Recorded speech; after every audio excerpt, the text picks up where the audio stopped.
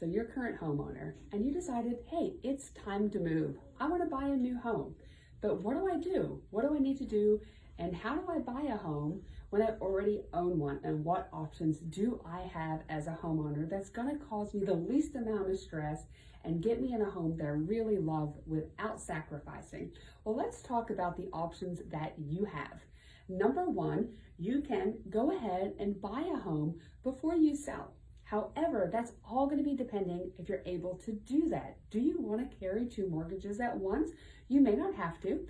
So what needs to happen? You first want to get to a loan officer and talk to them about the options. Or if you have cash, if you can buy a house cash right out, I suggest that maybe the easiest one, because if you buy a home before selling your current home, then you don't have this stress of trying to coordinate the move. You have plenty of time. But most of us aren't in the position where we can pay cash to do that.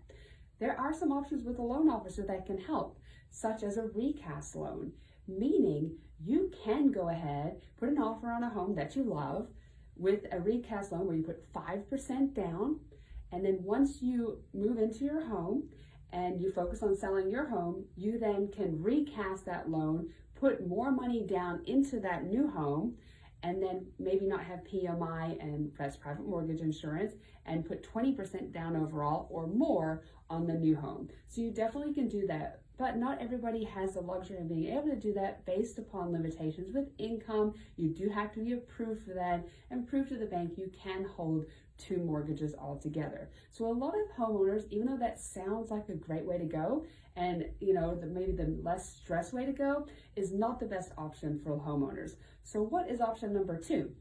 Option number two is a little bit more stressful for sellers. It's, let me put my home on the market and I'll try to find a home while my home's on the market, okay? So as you can see, that can cause some stress because you put your home on the market, you have to be show ready at all times for a buyer, and then you're out there looking for homes. But until you have an offer on your home, you really can't go put an offer on free and clear. So you're waiting either till you get an offer on your home, or you have to do a contingency, which we'll talk about that in a minute. And as soon as you do, say you do put your home on the market and you get an offer that first weekend, well, great, but do you have a home to go to?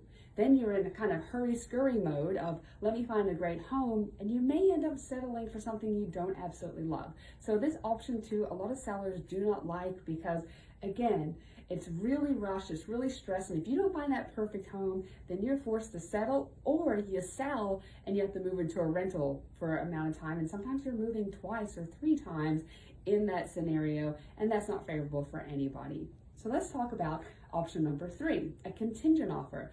That means that you put your, you go out there as a buyer before you even sell, you put an offer in contingent upon you selling your house.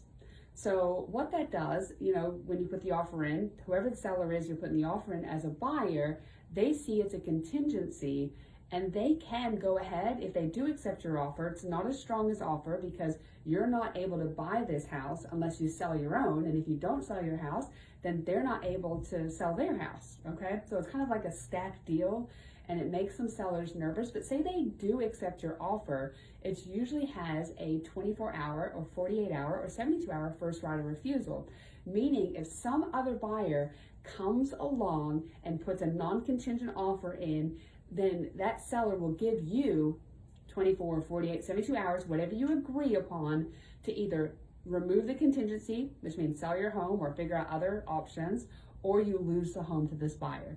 So it's a lot of risk doing that as well, because you're out there, you have a home one you love, and if you don't get an offer on your home and release the contingency, then you lose out on this home you absolutely love because somebody else kicked you out, or you have to hurry scurry again and figure out other financing, such as a bridge loan, or you can do the recast loan we talked about, which is a great option.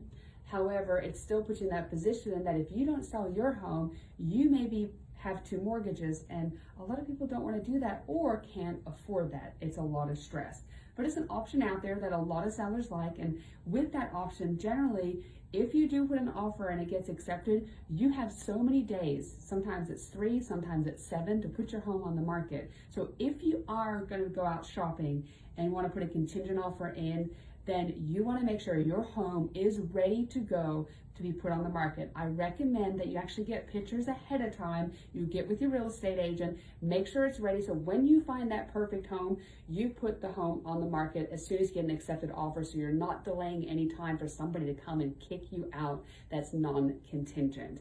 And pricing is so important in this too. If you overprice your home, it's going to sit on the market and you are increasing your risk of losing the home. And honestly, with a contingent offer, you usually only have 30 days to sell your home. So if it doesn't sell within 30 days, then or it doesn't go under contract within 30 days, then you're going to lose the other home you absolutely love. So pricing it right and getting a great strategy with your real estate agent is crucial when you are looking at a contingent offer. But let's talk about offer number 4. And this is kind of like a little hidden secret that people don't know. And sometimes, yeah, buyers may not like it, but it's a great option as a seller.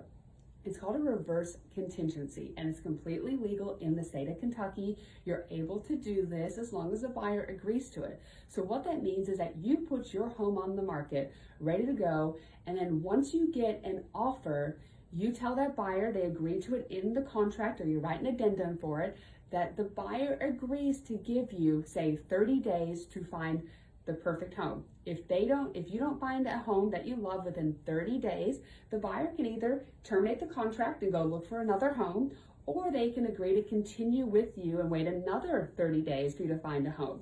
Honestly, I've done this with a few sellers already, and every time my sellers have found a great home within actually the first week. So I'm not promising you'll find a great home within the first week, but most of the time when the time is ready, homes open up and you're able to find a great home that you love. So this is a great option for you to be able to not be as stressed. You have your home on the market, so you know you already have a ready, willing, and able buyer for the home for the price you want, and they've enabled you to go ahead and give you some extra time to find a home that you love.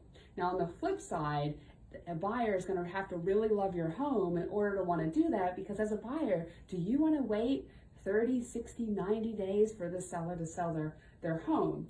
Sometimes they don't, but you do know you have a great buyer and they're invested in your home if they're willing to do this reverse contingency.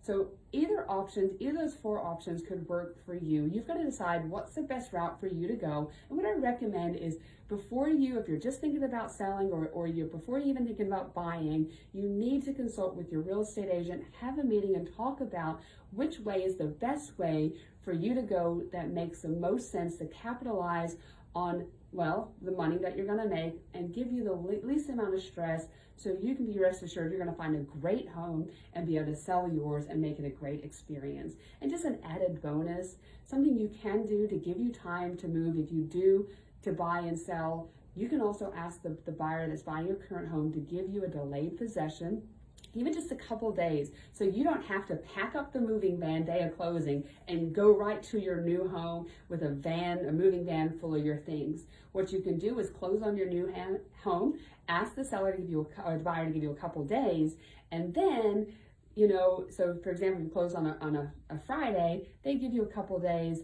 then you can move that weekend and not have to rush out from one home to another with a moving van in a driveway waiting for you to unload after closing. So I hope this was helpful. And if you're a seller thinking about selling, I hope this is helpful information. If you have any questions, feel free to reach out anytime. Monica Dunlap, Totally About Houses team. I'm here to help you. All right, take care. Bye.